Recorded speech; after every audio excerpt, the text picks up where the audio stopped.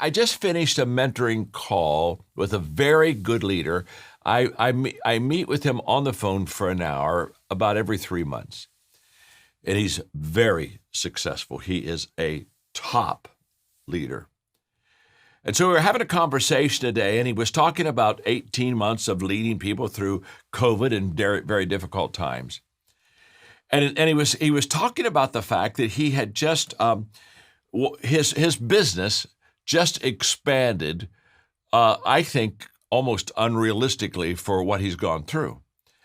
But he said something interesting. He said, John, we're really growing and things are going well. But he said, I'll have to admit, emotionally, I'm a little bit hard on myself right now. I'm not as happy as I thought I would be. He said, as I'm looking at this, I should be happier. I should be more excited. And I said, I'm happy. I'm excited. But he said, I just don't have the degree that I kind of thought I would have at this point. And he said, can you help me walk through that? And so I called him by name and I shared with him, I said, I think I understand where you are. And I said, where you are is this. For 18 months, you have been leading people uphill. You've all heard me talk about everything worthwhile is uphill, so I don't need to talk about that anymore. But the only difference between average leadership, which is always uphill, and COVID leadership is that it's just a steeper hill. And I said to him, you have been leading for 18 months uphill, bringing people along, encouraging, lifting, doing everything you could to help everybody finish the race, be successful, do better in their business, do better in their own personal life, family life. I said, you've been pulling people, pushing people, encouraging people, lifting people. And I said, I think what the challenge is you emotionally are just low on fuel.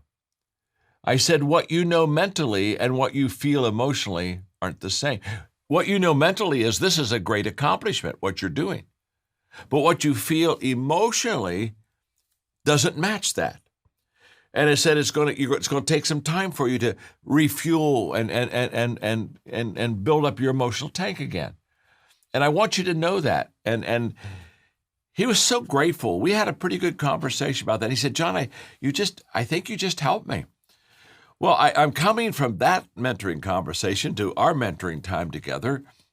And really, Aaron is the one who put this lesson before me and really developed a lot of it for me. And so we had some time together and we talked it through and we built the lesson for you. And I thought, how appropriate timing-wise to come out of one mentoring session of a very successful leader who just is emotionally a little bit tired and isn't maybe celebrating to the level that he thinks that he should. And now me talking to you.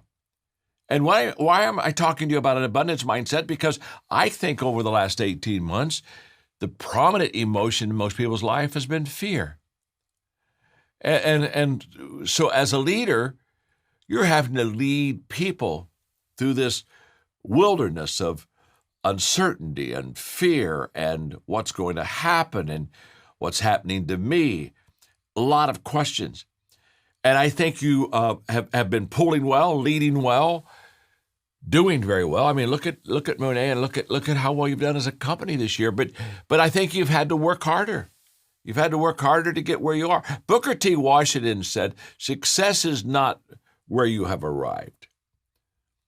He said, success is what you had to go through to get where you are. And it's the going through to get where you are that sometimes just kind of wears us out a little bit. I was doing a lesson the other day for another company, and it was entitled How to Overcome Hard Times. And my opening statement to them is what I wanted to share with you right now. I said, if you want to overcome hard times, you have to go through hard times. Don't miss this. There's no such thing as vicariously leading others how to go through difficult times without going through them yourself. How do you develop leaders? They have to practice. They have to practice leadership. How do you lead during hard times? Well, you have to go through those hard times yourself. So as leaders, you've gone through them, but now you're trying to bring your people through them at the same time. And what I want to do is I want to really focus now. Remember, what we focus on expands. So for these next few minutes, focus with me on abundance. If you and I are walking down a street and we're just breathing, okay, we're just walking, talking, we're breathing. Not one time do you look at me and say, John, do you think there's enough air to breathe? Not one time do I look at you and say, wow, we, measure your breaths because, gosh, we could run out of air. No. It never enters our mind because we have grown up in an environment of abundance, that there's plenty of air for all of us. But let's just say, for example, we're scuba diving. And in the scuba diving, all of a sudden, maybe one of the tanks malfunctions, and instead of having two tanks, we got to have one tank to get back up to the surface. And now all of a sudden, we're being very careful, and we are measuring our breaths, and we are asking each other, do we have enough air in that tank? Now, what I've just described is a scarcity mindset. And let me just say this. During adversity, it's okay for a brief time to go into scarcity. And the reason it's okay is because just as the scuba diving illustration is, we understand we got a problem. We only have one tank of air. We've got to get back to the surface. So now we have to measure our breaths. Now we are asking the question, is there enough air? And what I want you to know is during difficulties, during surprises, there's a tendency for us all to say, oh, what do I have? How much do I have? Again, the best way I can illustrate that is that, when COVID hit, probably the first 2 months, Mark and I continually discussed the issue of how do we make payroll and how do we keep people on board and how what adjustments do we have to make? And Mark, as a good leader, began cutting and pulling back. We did that so we could take care of our people because our people were first. But I mean, he had to make all kind of adjustments and he literally operated with there may not be enough money to go around. There may be issues we don't know about, and he took a scarcity mindset. Now, here's what I want you to catch: it's okay to have a scarcity mindset in an emergency. It's not okay when the emergency is over to stay in that type of thinking. That's what I don't want you to miss. And so many times, I think we allow what happened behind us or the experiences that we've had to begin to cause us to lead differently instead of leading abundantly. Again, we go back to the illustration I've given you before. Am I a river or am I a reservoir? A reservoir has a scarcity mindset. Hold the water. You may need it for not a rainy day. And the river is just flowing and giving and depositing water wherever it can or wherever it should. So we want to focus in this lesson purely on abundance. Now, Stephen Covey is the person who really, I think, gave us the breakthrough on abundance in his 7 Habits of Effective People. And if you'll let me, I'm going to read just a couple paragraphs in the book because I don't know if you've read it. By the way, if you haven't read the 7 Habits, I want to say that is a book you ought to read without any question. That is a classic book on leadership and even more a classic book on success in life. And Stephen Covey was a terrific friend of mine and a terrific leader, and he tragically died a few years ago. But in fact, he wrote the foreword on my book, The 21 Irrefutable Laws of Leadership. So the 7 Habits of Highly Effective People, if you don't have the book, you need to get the book. I'm going to read a paragraph. In fact, when I read this couple paragraphs, you'll say, oh, I need to go get this book. Here's what Stephen said. Most people are deeply scripted in what I call a scarcity mentality. They see life as having only so much, as though there were only one pie out there. And if somebody were to get a piece of that pie, it would mean less for somebody else. The scarcity mentality is a zero-sum paradigm of life. People with scarcity mentality have a very difficult time sharing recognition and credit, power, or profit, even with those who help in the production. They also have a hard time being genuinely happy for the success of other people. And then Stephen Covey says, now let me contrast that to the abundance mentality. The abundance mentality flows out of a deep inner sense of personal worth and security. It is the paradigm that there is plenty out there and enough to spare for everybody. It results in the sharing of prestige, recognition, profits, and decision-making. It opens possibilities, options, alternatives, and creativity. Now, Stephen did a great job just giving us the scarcity mindset and the abundance mindset. I think probably you already had that, but I wanted to read from that classic book and again encourage you, if you don't have it, to purchase it. So let me now break it down for you. There are three very simple statements. They all kind of just go together. Just let me give them to you. Then we're going to build off of them. We're going to do some teaching. The first statement is that I see what I'm prepared to see. I don't see everything, and you don't see everything either. We don't see what is. We see what we're prepared to see. That's why two people can be in the same meeting and see totally different things. That's why a person can even go into a room and see, my gosh, I remember one time Margaret was at a conference with me, and so we were having lunch after the morning session, and she said, you know, John, when the guy came up to you with the blue coat, well, you were in a conversation with him for a while. What did he ask? And I said, Margaret, I don't remember somebody talking to me in a blue coat. Oh, no. I mean, he was with you. You probably were there together for 4 or 5 minutes. He had a blue coat on, and he was like a foot away from you. I mean, you're talking. The guy in the blue coat, I'm just curious, what was the conversation about? Well, Margaret, I don't remember seeing a guy in a blue coat. Now, was a guy in a blue coat in front of me? Of course. He's 3 feet away from me. Did I see the blue coat? No. Why? Margaret is into colors and decoration. She's an artist. She can tell you what everybody is wearing and what colors they all have. I can tell you none of that. I don't. That isn't even where I am. I'm watching facial expressions, and I'm watching the lean in. I'm watching posture and everything. So now here's what I want you to understand is that this is huge. I see what I'm prepared to see. Now this is important because if I'm prepared to see scarcity, I will constantly see that there's not enough. If I'm prepared to see abundance, I will constantly see that there's more enough. Now, let me give you the second statement. The second statement is, what I see becomes reality to me. It's real. And so when somebody comes up to me and they have a scarcity mindset and they say, you know what, I think I don't think we're going to be able to make it. I look at them and I say, I think you're probably right. You won't be able to make it. Someone else comes up and they may be in the Monet and they say, my gosh, I think this is the sky is the limit. Yeah, I think you're right. The sky's, you see, we not only see what we're prepared to see, but whatever we see, it becomes reality to us.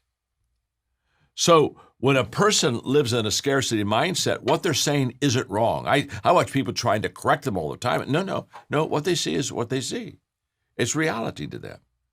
Just as a person in an abundance mindset, what they see, that's a reality too. Which brings me to the third statement. And the third statement is, how I view things determines how I do things. So all of my behavior comes out of how I see things. That's why this abundance mindset is absolutely huge. Stephen Covey, in his book, basically what he says is very simple. He said, in a world of scarcity, you constantly miss opportunity, even when abundance is all around you. What's he saying? You're not lacking opportunity because opportunity is not there. You're lacking opportunity because you're not seeing opportunity. You have a scarcity mindset. You see, scarcity equals the negative, which equals what I would call fearful emotions, where abundance equals belief or faith, which is positive emotions. So we both have it. I have within me, you have within you a scarcity emotion, and you have also an abundance emotion. You've got them both in you. There's no such thing as you are void of one. I have both belief and I have both fear. Okay? That's not the question. The question is, which of the two is the stronger? Because the stronger emotion always wins. Not sometimes wins, not usually wins. The stronger emotion always wins. So if my scarcity, fear emotion is greater than my belief, abundance emotion, then to be honest with you, I will recognize that some people are abundant, but I'll go right back into the fear pattern. And the reverse is also true. The stronger emotion always, not sometimes, the stronger emotion always wins. So, how do we control that? We control our emotions by our emotions. The next time you're really trying to figure this out, just take the word emotion and strike the letter E. Motions create emotions. Motions determine emotions. So constantly get into that compounding, appreciating activity to continue to have an abundance mindset, because the more that you appreciate, the more that you see abundance. Just like the less you appreciate, the more that your world begins to shrink around you. So that's number one. You got that one. You're masters at that, all right? You're already PhDs at Baudet in recognition and appreciation. I mean, you excel there. So I don't think I need to spend much time on that one. Number two, though, is a good one. Choose to see opportunity. Now, isn't this interesting? Choose to see opportunity. Most people are hoping that opportunity finds them. We almost have like a four-leaf clover mindset about opportunity and possibility. And we just kind of hope that we're at the right place at the right time with the right people doing the right thing. And all of a sudden, this opportunity appeared before us and we go, oh my gosh, look what just kind of like fell into my lap. I'm not saying that at all. If you want to have an abundance mindset, you don't wait for opportunity to find you. You choose to find opportunity. You choose to see opportunity. So the next time that you're faced with an obstacle, the next time you're faced with some kind of a difficulty, a barrier, a roadblock, a dead end, whatever, the next time you see that negative, which would cause you to go into a scarcity mindset, flip it. Just flip it. And see it as an opportunity. Because that's what it is. Opportunities are always disguised as obstacles. Remember this. Opportunities do not come to you and me like a Las Vegas strip with neon signs and lights that are flashing on and off saying, here I am, an opportunity, I'm an opportunity, seize me, seize me, seize me. I was talking the other day. In fact, I think, Mark, you may have been on the golf course on this day too with me, because we were talking to Dan Cathy. We were playing golf at Jupiter Hills. And he was talking to us about the fact that during COVID, Chick-fil-A's business has increased 18%. Okay, now get the picture. They can't go inside. The doors are closed. You can't go inside, nor you can't go sit down at the restaurant. So a big part of their business is taken away from them. They can't go inside. And yet their business has increased 18%. What did they do? They said, okay, we lost something. Now, if I have a scarcity mindset, I dwell on what I lost. But they have an abundance mindset, so they said, okay, what do? We have to upgrade our curb service. It's just very simple. We have to deal with what we have. So let's get better at curb service, and let's start doing double lanes, and let's get more personnel out on the front end, and let's get them in the beginning, and let's start talking to them, and let's get creative, and let's be out where the people are. And they just totally took a disadvantage and made it an advantage. Now, let me say this. When you have an abundance mindset, you'll take a disadvantage and make it an advantage. Just like if you have a scarcity mindset, you'll take an advantage, and it really turns into a disadvantage to you. 18%. And then Dan says, think what will happen to our business when they can go inside again. You see, if you ask Dan Cathy today about Chick-fil-A, he would say COVID was an asset. Now, please understand, when I say that, obviously people are sick, people die. It's a tragedy. It's a terrible thing. So I don't mean it in that way. But what he would say in a business sense is, It made us upgrade our curbside service. What have you upgraded during the difficult time, the high climb? What is it that you've gotten better at? What have you improved to make up the difference for that which perhaps you lost? Sometimes people come to me and they'll say, "Oh, John, boy, there was an opportunity and I missed it. It was kind of like in front of me, and before I could make the decision, it was gone, and I lost that opportunity." And I always look at him and say, "No, you didn't. Don't worry, you didn't lose it. Somebody found it." Who finds the opportunity? The abundance person. Scarcity people never find an opportunity. But the abundance person, they've just been waiting for it. And when you pass it on because you think that there's little or less, they're going to say, "Oh my gosh, there's much more." It's a mindset. So choose to see the opportunity. An abundance person says, there's an opportunity there. The third thing that I want you to do is remind yourself that there is more than enough. And I would say not only remind yourself, Covey talked about the pie, remember? And he said, if there's only one piece of pie and somebody takes a piece out, or if there's only one pie, somebody takes a piece out of it, you're saying, wow, there's only 5 pieces left. You know what Stephen Covey would say? Go bake more pies. And by the way, while you're baking more pies, bake a pumpkin pie. How about a cherry pie? How about a berry pie? How about an apple pie? In other words, not only bake more pies, but get more variety in the pies in that whole process. Let me just say this. The greatest solver of problems, the greatest solvers of adversity, difficulty, pettiness, the greatest solver of pettiness is growth. When people start growing, secondary things truly become secondary things. So I want you not only to repeat after me that there's plenty for everyone, but I want you to begin saying that not only to yourself, but I want you to begin saying that to your team. And say it often enough that you not only say it, but that you live it and you believe it and you act it out and you behave it, okay? You got that. Let me give you the fourth. Remember, motion creates emotion. Number 4, carefully select the company that you keep. Now, this one's really personal, okay? Because let me tell you something. Mindsets are contagious. And so if you have a lot of scarcity people around you, can I tell you something?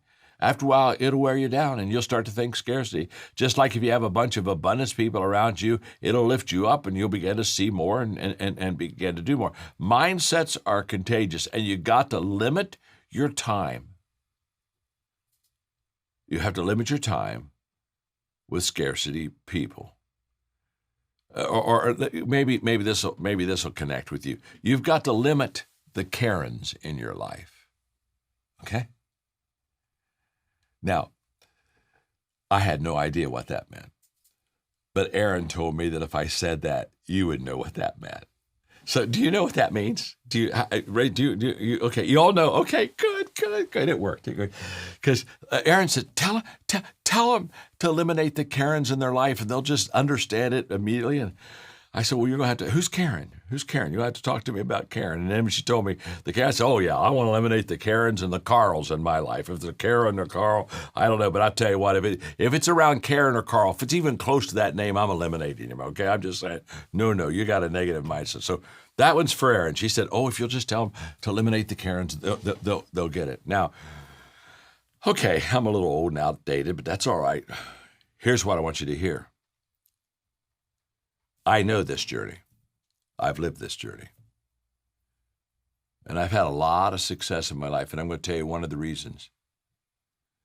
I began to eliminate very early in my life the Karens and the Carls. I understood very quickly that there were people I could not afford to spend time with, that they were going to pull me down, they were going to drag me, they were going to limit me. And I would say probably the biggest decision I made as a young leader was to pick my friends very carefully and pick my team. Now, as a leader, let me just say this. As a leader, you got Karens in your group, okay? We all have Karens in our group. We have Carls in our group. and you love them unconditionally. And the verse for them when they come around you too much is that this too shall pass. Okay, this too shall pass. But listen to me very carefully with the Karens and the Carls.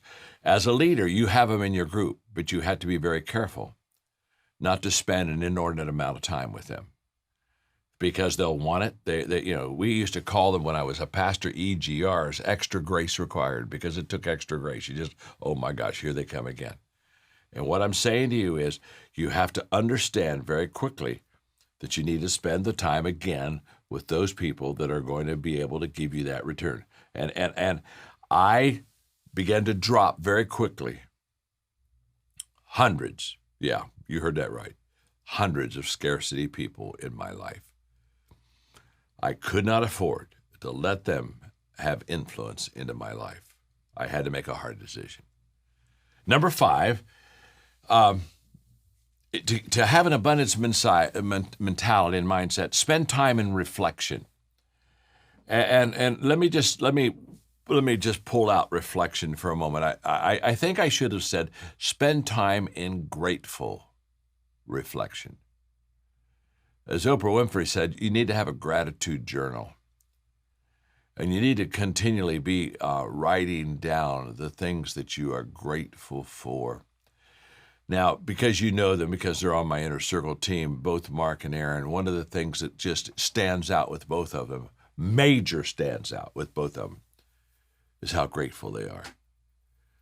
There is never a time that I'm with them, never a time, that sometime in our time, they express gratitude to me. I mean, in fact, embarrassing. Sometimes I just, okay, I got it. You're grateful. You're thankful. Now can we get back to work?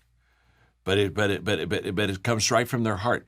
And let me just say this. This is absolutely huge in having an abundance mindset. I have never met a person with great gratitude that had a scarcity mindset. Gratitude is synonymous to abundance. Don't miss this. Grateful people are abundant people. Just as entitlement is a scarcity mindset. And so I want you just to constantly have an attitude of gratitude. When our grandchildren were small, this is a long time ago. I'm talking about, let's see, John's now in college. He would have been about 5 years old. So this would have been, good Lord, it had been 12, 13 years ago. The kids were little. They were from about 3 to about 10. And during Thanksgiving, we decided to do a Thanksgiving play. And we got costumes for the kids, and on Thanksgiving Day, we dressed them all up, and I gave them lines. I was kind of like the producer of this play, and John, who is pretty much a techie and not strong with words, he had one thing to say when it came his part, and that was, I have an attitude of gratitude. And I'll never forget, if I went over that one line with him once, I went over that line with him 100 times, and he'd try it, and finally looked at me and said, Papa, he said, it's just hard to have an attitude of gratitude. And I said, you know what, you're really right. And he was saying, it's hard to say it, but it was wearing him down. I'm just going to tell you right now that when you reflect with a thankful spirit, it will always keep you on the abundant side. In his book, Steve Marabelli wrote a book called Life, the Truth, and Being Free. He's a coach and a speaker. He said, those with a grateful mindset tend to see the message. Don't miss this. I love that. Those with a grateful mindset tend to see the message in the mess. And even though life may knock them down, the grateful find reasons, if only small ones, to get back up. The last thing I'm going to say to you, because, oh my gosh, time's running away from me. We're going to do some Q&A here in a moment. But the number 6, let me give you the last motion to do, and that is give more of what you want. Now, this sounds very counterintuitive when I say this, but one of the greatest ways to increase your abundance is to be generous. And it was, again, Zig Ziglar that helped me as a young leader. He said, if you'll help other people get what they want, they'll help you get what you want. That's what he was talking about right there. And by the way, I'm a person of faith. What did Jesus say? I'm going to read one verse of what he said. Give and you will receive. Your gift will return to you in full, pressed down, shaken together, to make room for more, running over and poured into your lap. The amount you give will determine the amount that you get back. In other words, be a river, not a reservoir. Have an abundance mindset. And the more that you share, give generously, open up to others. Margaret and I bought a house a few months ago, and so we're down in Florida because they put the shelves in my office, and so I came back down to put my books and get my office in order. And my office is looking great. In fact, Mark, I'll have to take a picture and send it to you. I mean, it's really looking good. Okay, I mean, it's really looking good. And so, but there's, we're trying to put things into the office that were in the previous office, and some things fit, some things don't fit. That's just the way it works. But I had some of these great John Wesley Staffordshire antiques. One of them today, it was made in 1810. So it's 221 years old. And I don't have a place for all of them in this new office. The configuration's different. And so I've got me a shelf up at the top, and I told Mark that I called it my generosity shelf. And I put a whole bunch of things that probably don't fit in my office that I just love, really love, and they're just very important to me. I put that up there. And I said, I'm just going to keep them there, and when somebody comes to see me that's important to me or they mean a lot to me, I'm just going to reach up there and pull something down and give it to them. Now, I want you to know that mindset that I have is going to cause me problems. Because as I share and am generous and give it away, I'm going to get more in return. And then I'm going to have a real problem. I'm going to have a storage problem before it's all over. I close with this quote, then we'll do Q&A. William James said, "The greatest discovery of my generation is that human beings can alter their life by altering the attitudes of their mind." He's right. And you and I can change our mindset the moment we want to. So let's just determine throughout the rest of this year, we are going to think, live, and be part of the abundance mindset. I do want to give some really practical application and how you live this out from a leadership perspective. So Mark and I chatted just a minute before we started, and I said, hey, I know you're working on this with John. There's a bunch of them here. Give me 2 or 3, and let's talk about some practical application, and that's what we're going to do. So the first one that I just want to hear from you and share with our listeners is the opportunities are not seized in ideal situations. And I think some of the greatest opportunities I've seen you and John walk through were definitely not ideal situations. But how are you growing in the mindset to understand these situations we're in right now, they're not ideal, but there are going to be opportunities in them? Talk to me about the conversations you've had, maybe examples. Just share from your heart on what you're learning in regards to that from an opportunity standpoint. I think the biggest thing for me in opportunities, and especially in this opportunities not in the ideal situation, is leaders can never turn it off. And I know we're supposed to, and I know we should, and I know we need rest, and I got all that. But some of the greatest opportunities, as John taught in this lesson, comes when? In times of problems, right? A problem presents itself, and then boom, we have an opportunity. Well, one of our problems is, Chris, you know this, our bandwidth here at the Maxwell Leadership is stretched. Now, we have 22% more HR personnel, human resources. We have 22% more this year than we did last year. And that was after another 20% from the year before. We have grown significantly in the past little bit. Here's why. I'm building the platform. I'm building the foundation where we can have bandwidth to pursue more opportunities. John teaches, and this is a little bit of teaching, and I'm going to get into application, but John teaches test, fail, learn, improve, re-enter, right? We've talked about that multiple times. We hear that all the time here in our community. But for us to have a test, fail, learn, improve, re-enter mindset going from founder to foundation, one of the things that I've found that we have to do is we have to increase the bandwidth. We have to increase our ability to pursue opportunities, because John has a nose for opportunity. Number one, he's gifted. Number two, he has wisdom of many, many years of being able to ascertain pretty quickly, is that a good opportunity, is it not? Well, I'm a new leader. I'm a new guy to having to sense and seize opportunity. I've just been the guy executing on yesterday's opportunities. Right. Well, now I've got to sense and seize them. Well, guess what's going to have to happen for this 52-year-old guy? I'm going to have to test, fail, learn, improve, and re-enter. I'm going to have to try a lot of things to determine if some things work. Now, will I have to try everything 10 years from now that I'm having to try now? No. But right now I'm having to try a lot. So leaders, here's my first practical point. If you're new at sensing and seizing opportunity, build bandwidth within your team that gives your organization elasticity to test things that are not going to work out. That's right. Your fail ratio will be less in the first part of sensing and seizing opportunity. Yeah. You will get better. And I think for me that one is, it doesn't speak to me if I try a bad opportunity, it speaks to my immaturity. It doesn't speak to me that it was a failure. It speaks to me that it was a lesson learned. And I think for what I would tell you at the very beginning of opportunities are not ideal situations, you've got to change the perspective and say failure is okay. Yeah. Trying too many things is okay. And our ability to learn from them is the desired outcome, not a successful opportunity. Yeah. You know what I want today? I want to know something didn't work as much as I want to know something did work. That's right.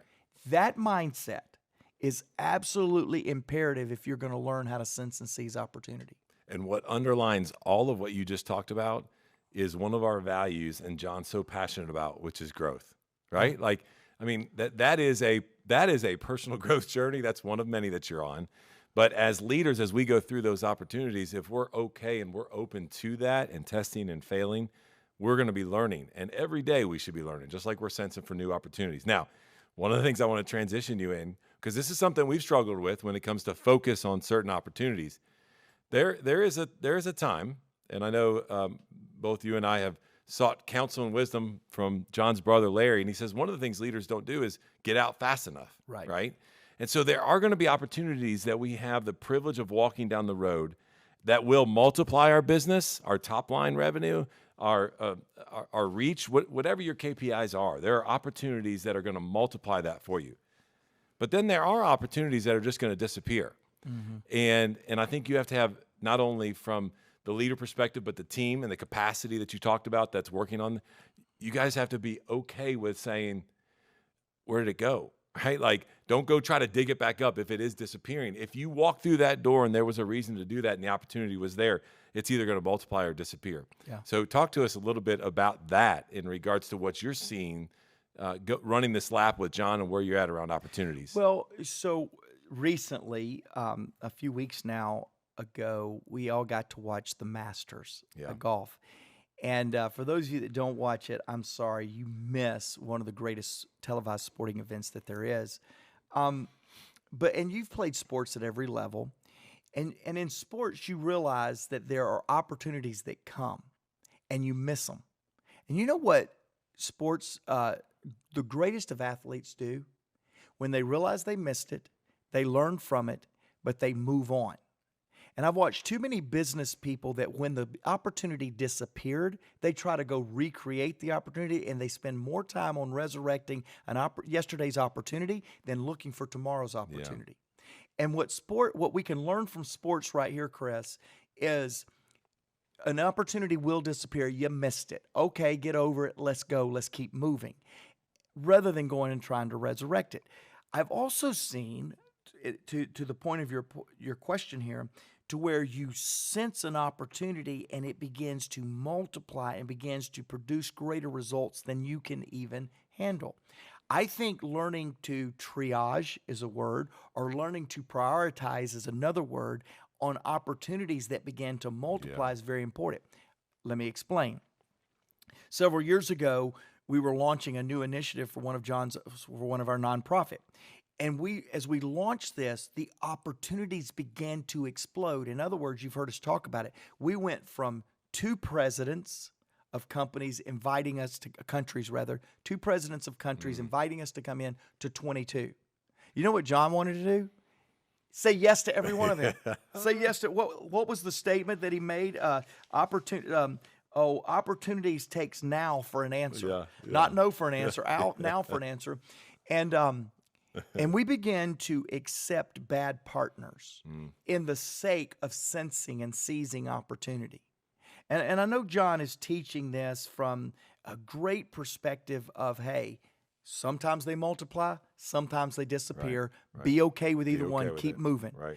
But at the same time, I think we also need to understand that when we miss an opportunity, we need to learn from it so that we don't miss it again. Mm-hmm. But we do need to move. That's right. And the second thing is sometimes there's too much opportunity, and we need to learn how to prioritize that so that the multiplication of that opportunity doesn't become distraction to what's working within the organization. That's good. Listeners and viewers, I hope you caught that right there, because we can sit here at this podcast, and as we're sharing and on video and you're listening to audio, we've been distracted before. We have. We've made some mistakes where we've lacked focus. Matter of fact, you've taken us through some exercises where we went back over a 5 or a 7, 10-year period, and we said, where was the greatest impact and influence that we've had?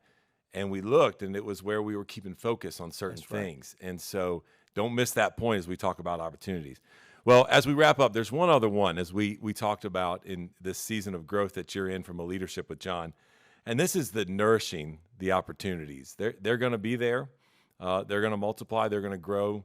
Daily, we're going to be looking at it. But we have to intentionally, there's another one of our favorite words around here, intentionally nourish these opportunities to even give them a shot. Yeah. Talk about some things you put in place. And I'm sitting here smiling while I tell you that, because even you working with me and giving me some additional responsibility outside of my day job, which we all have day jobs around here, and then we have the job, right? The other jobs that we have around here. But you got to nourish them, right? Yeah. They are given to you for an opportunity. You were aware, you were keen about. You got to nourish them and to know if they're going to bear any fruit. It's funny that your mind went the same place, because we did not. I saw the look in your eye, almost like you had something else you wanted to share with me too. In fact, right now I brought you here to tell you about another opportunity I need to work on. That's right. What's interesting is as you were saying that I went right back to what you did, and we're in a window. And most organizations and most leaders do feel like it's a window. It's now or never. It's fight right now. Let's go. We're in this window of going from founder to foundation. We're in this window of taking our one pen that we've been writing with for many, many years, John Maxwell's pen, and we're placing the Maxwell Leadership pen into multiple thought leaders' hands. And we're merging. We're acquiring organizations. And I believe that in merging and acquiring organizations and sensing the opportunity like we're talking about and seizing the opportunity, there are some non-negotiables. Yeah. One is culture. Culture has got to be protected. It's got to be fought for, because the statistics are not with us in mergers and acquisitions, okay? Don't go look at the statistics, because it'll scare you from ever merging and acquiring anything. That's right. However, there are success rates. There are success factors, and I think one of those is culture. So going back to you, Chris, we've got a window here to where our opportunities need to be nourished. So what are we feeding our opportunities? We're feeding them culture. We're feeding them foundational principles. You've been in John's World. You took a sabbatical. We all laughed about that, but you started John's World before I did. You get this in a way that very few people do. So when I am acquiring or merging or sensing an opportunity, in this case, bringing organizations, teams together, you know who I rely on to nourish that opportunity? The people that know what the opportunity should look like when it is culminated into our organization. It's Goaty. The other day, we had a leadership meeting, and I was talking about the worst case scenarios with a particular opportunity that we're going. And I say, I'm prepared for the worst case opportunity. Because if the worst case scenario happened, you know what I'd do? Chris Godey would change his office. He's going to start coming in another part of town because I got to have him there. And you kind of laugh because we've said we're willing to do whatever. Yeah. And maybe that was the first time you heard it positioned like that. But we already know we're going to nourish these opportunities that we have by feeding the nutrients and the things that's needed for that opportunity to ever have a chance. Yeah. And what I love about what you're doing, and even just what you said, is this: as you nourish these opportunities for maybe your business, maybe you have a selfless lens on why you're looking at it. The awesome thing about what we're doing is we're nourishing the souls, if you don't mind, of those that are inside those organizations. Yep. We're adding value to people. Again, coming back to another core principle of ours and a value, we're adding value to people that then they can even multiply. You talk about bringing additional pens. I was on a call this morning, Chad Johnson and I, with one of our thought leaders, and we were like, hey, what else can we help you with? What can we take off your plate? How can we get you to the point to where, and having those conversations nourishes not only a bigger opportunity for our enterprise to be able to get a message out there to people that we have a passion about, but also it nourishes those individuals and adds value to those people. So those were just three that we wanted to kind of share and pull out. Again, there's nobody better and nobody better than John that sees his opportunities and works them and has taught you to be able to do that. We wanted to give you some application to be able to do that. Closing thoughts for our audience? Yeah. One is, it goes back to Sun Tzu's quote that says, victory comes from finding opportunities in problems. And in my case, and all I can bring to you, podcast family, is where I am and how I'm leading. The biggest thing that I have in sensing and seizing opportunities is not letting how I used to view environments affect the opportunity that is laden in that environment. That's good. And we were at a golf tournament recently with some very well-known, recognizable names to you. And we went to the golf tournament in the guise of supporting a new friend, a new partner. What we found was more opportunity than we knew what to do with. What we discovered was partners that did not even know that there was something we could partner on. And I can tell you that golf tournament that could have been just a golf tournament, went and had fun in a very, very nice course. But we had a little bit more intention. We wanted to support a friend. It could have stopped at the golf. It could have stopped at supporting a friend. But what happened by the end of the night, Chris, was a realization that opportunities are more prevalent than we're aware of. They're more readily available for the picking, if you will, than we even realize. Always make your gratitude greater than your success. Always make your gratitude greater than your success. Increased gratitude is essential for lifetime growth. Only a small percentage of people are continually successful over the long run. These outstanding few recognize that every success comes from the assistance of many other people, and they are continually grateful for this support. Conversely, many people whose success stops at some point are in that position because they have cut themselves off from everyone who has helped them. They view themselves as the sole source of their achievements, and as they become more self-centered and isolated, they lose their creativity and ability to succeed. Continually acknowledge others, their contributions, and you will automatically create room in your mind and in the world for your greater success. You will be motivated to achieve even more for those who have helped you. Focus on appreciating and thanking others, and the conditions will always grow to support your increasing success. And I put it another way here in your notes. What we appreciate appreciates. Wow. Gets better. What we depreciate depreciates. We see the value in people and things through proactive gratitude. Once we see this value, we naturally treat these people and things with greater respect. People want to work with people who appreciate them. I underline this statement. Resources are drawn to where they are valued most. The world responds to gratitude by making more of everything we appreciate available to us. I had lunch the other day with a fellow named Rob. So when I went into the restaurant where we were going to eat, he was talking to a friend of his, and as I came in, I could tell that he had great value to that person, and so he introduced her to me and said, John, Kathy has really contributed me, and said some very nice things, and off she went. And so we sat down for lunch, and he looked at me and he said, John, I'm practicing your book. And I said, well, that's good. I said, tell me what practice it was. I knew what he was talking about. He was talking about 25 ways to win with people, and one of the things I say is compliment people in front of other people. I was just practicing your book. And I looked at him, I said, Rob, I saw it, and that makes me feel good that you practice the book. I said, just practice it every day. Listen, there's something about expressing gratitude to people that is essential, not only for them to hear, but for you to give. Those who add to us draw us to them, and those who subtract cause us to withdraw. Gratitude, by its very nature, also automatically works to eliminate 3 mental characteristics that most undermine individual success in an interactive world. Number 1 is isolation. Number 2 is egotism. And number 3 is arrogance. Henry Ward Beecher said, a proud man is seldom a grateful man, for he never thinks he gets what he deserves. Or, the more you complain, the less you'll obtain. That works, doesn't it? Oprah Winfrey said, keep a grateful journal. Every night list 5 things that happened this day that you're grateful for.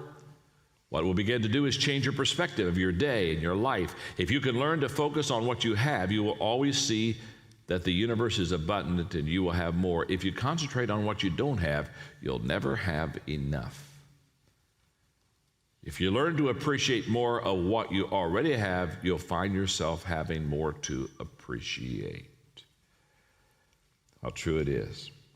I love the story of an immigrant shopkeeper whose son came to him one day complaining. He said, Dad, I don't understand how you run this store.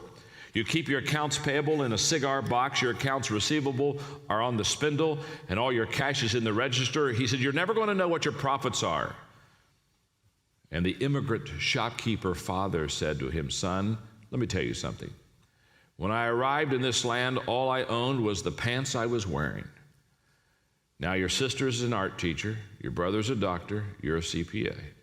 Your mother and I own a house and a car and this little store. Add that all up and subtract the pants, and that is your profit.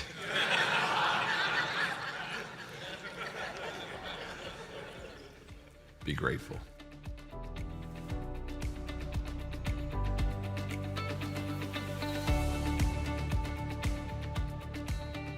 Hey, welcome back, everybody. What a short teaching from John, but what a powerful point. Doesn't take long sometimes to remind us what we as leaders need to do. You know, Tracy, you know this about me because we get to share it, but every year, there is this favorite time of the year that I have. Drum roll, what do you think it is? I know some of you, you're like Christmas, Easter, you're like Valentine's Day. That's a pretty good one. I like that. I like Stephanie's birthday. That's always fun for us. But for me, my favorite holiday every year is Thanksgiving. In fact, this past Thanksgiving in 2021, Kimberly, my executive partner, and I, we did something that was very unique. We found somebody on our team every day to send a note of gratitude to. Tracy, you were one of them. Just this text that let people know we're grateful, why we're grateful, and what we hope to do together because of gratitude. And so today I just came back and I appreciate our podcast team so much because it is no coincidence that May, the first podcast of May, is a reminder that yes, we're 6 months. We're the furthest point that we could possibly be from 2021's November and 2022's November, and yet it's still a good month to practice gratitude. And so whether you're viewing the podcast on YouTube or whether you're listening on your favorite podcast recorder, here is the ultimate standout statement. Here's the theme of what we're trying to do, and that is this: gratitude is a choice. It's a choice on the fourth Thursday of Thanksgiving or fourth Thursday of November in the U.S. It's a choice on the first Wednesday of May around the world.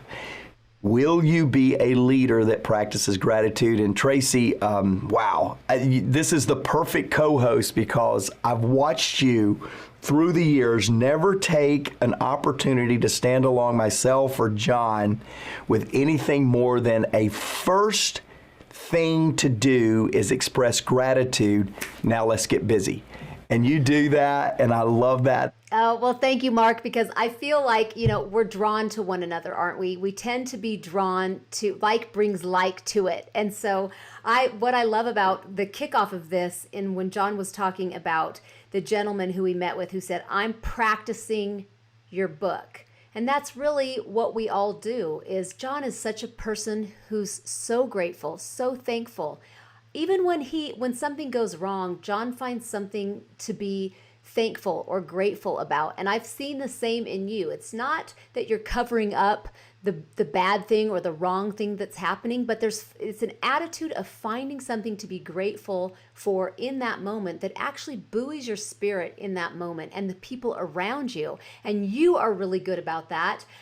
So it's kind of finding a way to laugh at the situation that you're in and turning it around. And wouldn't you say that is really the reason, one of the main reasons, I would say, perhaps the most reason that why you went from being a telesales marketer in Maxwell Leadership companies to being in the position that you are as the CEO, as the one who is championing this whole mission of moving what John started so many years ago forward and bringing all of us with you, is because of your attitude of gratitude. You really did practice what was in John's books and bringing us forward. And the root of that is really your attitude, having an attitude of gratitude. It's funny that you bring this up because John and I were in Columbia, South Carolina at Columbia University just a little while ago. And we had the privilege of blowing the dust off of a book. In fact, I'm going to put it in the show notes, Jake, because the book is 360-Degree Leader. In fact, I'm doing something so off script right now. If you will go pick that book up, we're going to give you 15% off of that book. In fact, if you'll go to maxwellpodcast.com/gratitude, we'll put it in the show notes of how you can get that 15% discount. But John and I blew the dust off of that book because they asked us to teach on 360. How do you influence up? How do you influence at the peer level? How do you influence to people that report to you?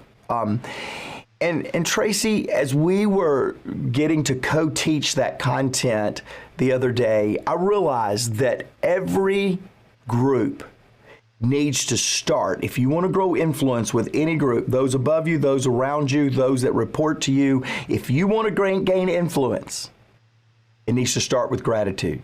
Are you thankful for the people, the role of the people above you? And the answer to many leaders that are aspiring leaders is no. They found out all the fault, all the challenge with those leaders, rather than being grateful for the journey they took to get where they are. And we look at our peers as competitors, don't we? Oh, if I can just do a little bit better than the other sales manager, or if I can do a little bit better than this other person in the organization, I'll get a quicker promotion, a bigger promotion. And so we see them as competitors rather than teammates.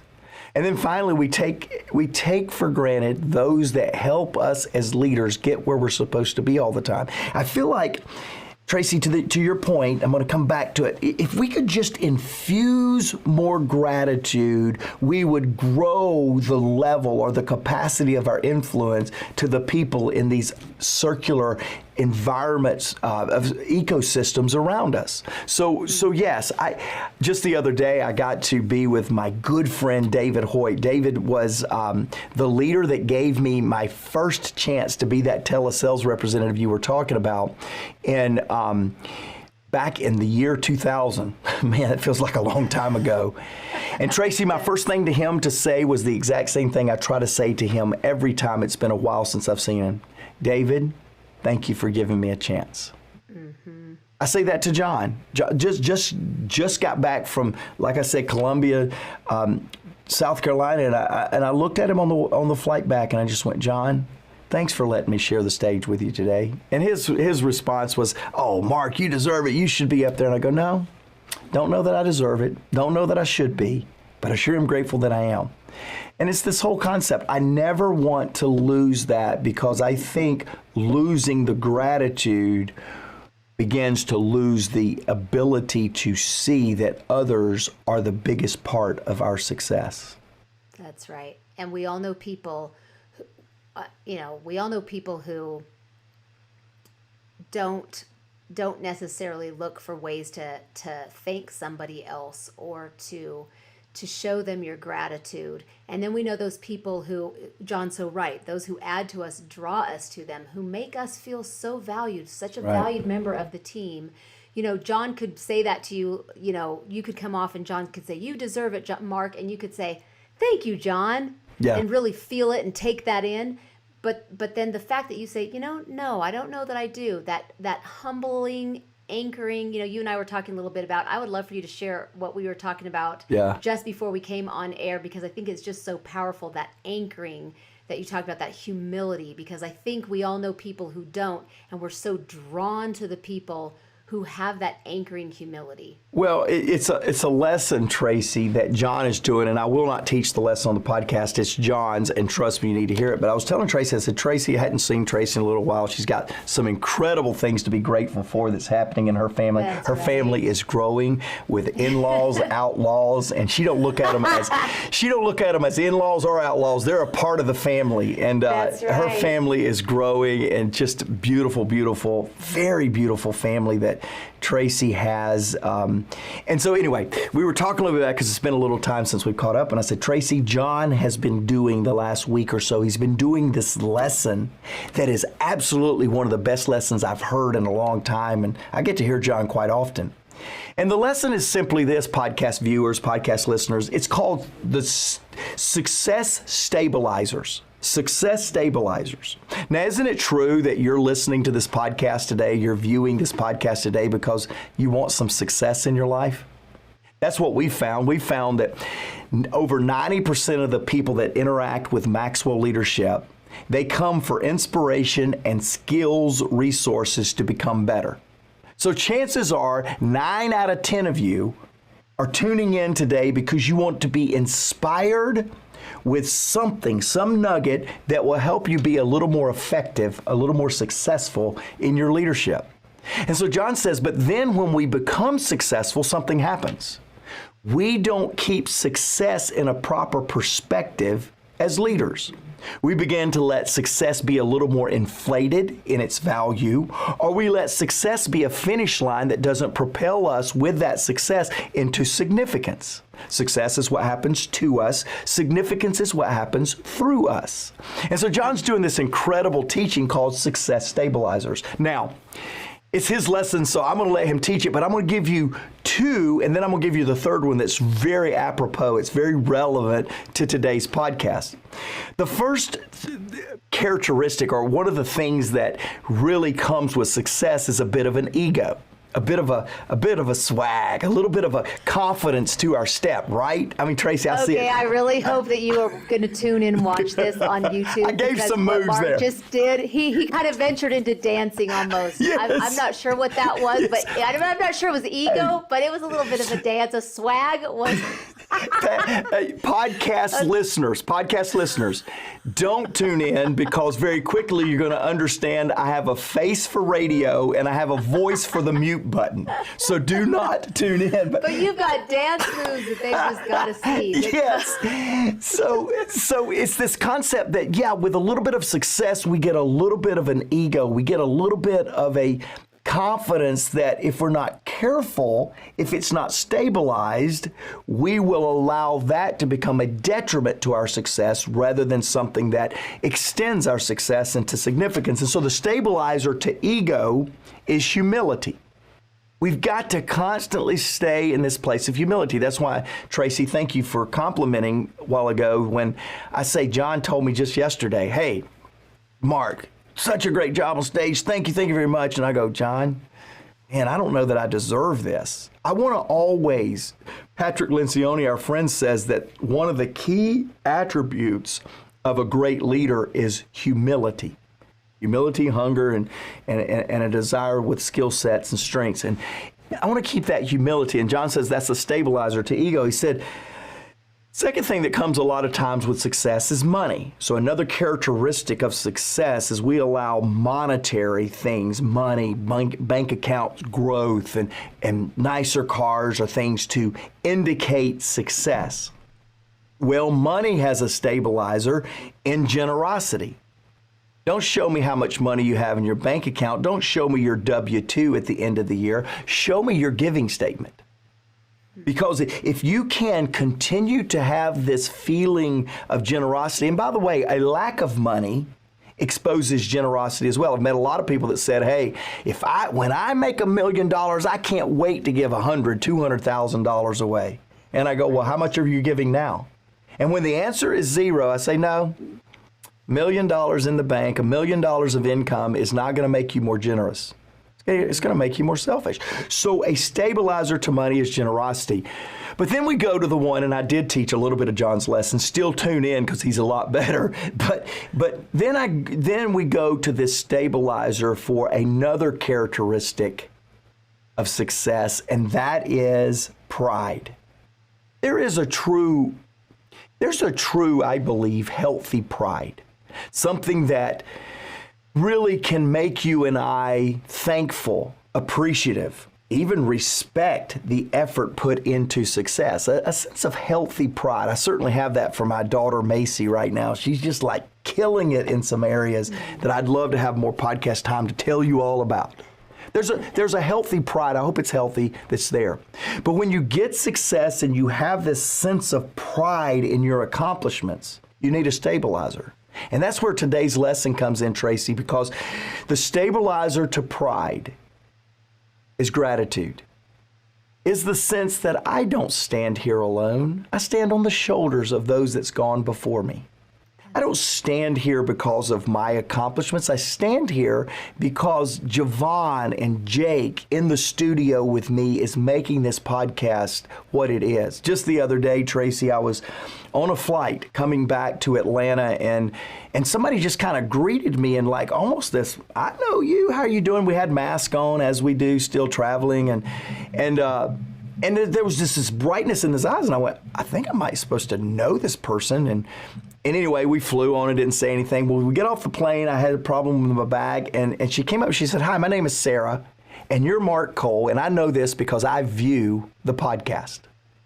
And I went, wow. And by the way, Sarah, it was so good to see you on that flight. I wish I had more time to hear your story. But I went, wow, that's because of Jake. It's because Jake showed up this morning. Mark, don't get so caught up that there's a visual representation of the podcast that somehow means that Tracy and I are the drivers of the podcast. I stand here today, I'm actually sitting, but I sit here in the studio today as you do, Tracy, able to communicate hopefully value to you on the podcast because an army of women and men. I sit in the seat of CEO in the organization because Linda Eggers, not John Maxwell, Linda Eggers saw and appreciated the value of my leadership and put in a good word to the big man. She's been John's assist. She's been on John's team for over 30 years. And when Linda speaks, everyone listens. And when Linda told John, you need to check this guy Mark out that's been on the team for about 3.5 years, John began to see opportunities for me to continue climbing in the area of success. I never want to forget. I want my success today to be stabilized with the gratitude to Linda Eggers, to Jake, to Javon. I want to always stay stabilized in any successful things that I experience. Yeah, I agree. And I think that maybe if you're listening, sitting here in this chair, not in the same room with Mark, but feeling like we're in the same room. Yeah. And I always sit in this podcast and I take notes to myself. If you're watching, you see me looking down sometimes as Mark is talking because I'm learning right alongside of you. And I learn and I grow when Mark shares his application. And as he did, there were just a couple things that I want to share before we close out this podcast that really stood out to me that maybe will stand out to you as well. So I have been trying to practice what's in John's books, as Mark has, as many of you have listening in and watching on this podcast. But some of you, I'm sure, beginning, or maybe this is gratitude is something that has been a sticking point for you, or an area you want to grow even more in. I know that generosity is something that I really pursue. I want to be known for generosity, and I would assume you probably do too, or gratitude. But two G words. I'm looking down because I wrote generosity. Let me just say, so if you're thinking that you want to pursue humility and generosity more, and whether or not that's just starting to put that more into your life, or something that you want to like really cultivate and have more and more of that in your life, how you activate that more. John really hit on that in his in the notes. So I hope that you print those notes out. But I heard something one time that really stuck with me, and I've tried to apply it, and I'm going to share it with you. They said, forget what you've, keep a short account of the wrongs others have done to you. And that's on forgiveness, of course. But the flip side of that, what's applicable today, is it said, keep a short account of the rights that you've done, the right things you've done for others, the times when you've been generous. Because sometimes when you're generous with others, that you can tend to keep a running tally in the back of your head of maybe what people owe to you. So generosity can have this weird flip side of, if you do something kind for someone, you can think, well, they owe me because I've done this for them and I've done that for them. So not only should we keep a short record of the wrongs people have done for us, but we should keep a short record. Part of being generous is keeping a short account, a short memory of the right things we've done and the generous things we've done for others. And then the other things that he highlighted, that John highlighted, was keeping a gratitude journal. You know, if you're somebody who struggles with maybe a grumpy attitude sometimes, or when we all hit lows in our lives, it's nice to have a gratitude journal that you can go to and open up and look at all the times, the things that you are so grateful for. When your brain is tempted, when your mind and your emotions are tempted to really focus on the things that you are struggling with, and when you go to those things that you're grateful for and you read through them and you look through them, it just buoys your spirits. It makes you feel better. It makes you remember the real things in your life, not just these temporal things that are just popping up right now, because we're all going to have hardships. But really keeping a gratitude journal is something that I think is we're way less apt to complain if we really train our brains and put in habits, healthy habits of gratitude into our life. And so I'll let you close it out, Mark, but I'm just wanting to help all of us to,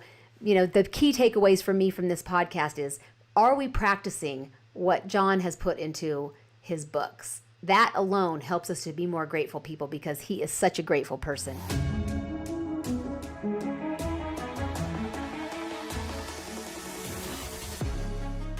Welcome to the Maxwell Leadership Executive Podcast, where our goal is to help you increase your reputation as a leader, increase your ability to influence others, and increase your ability to fully engage your team to deliver remarkable results.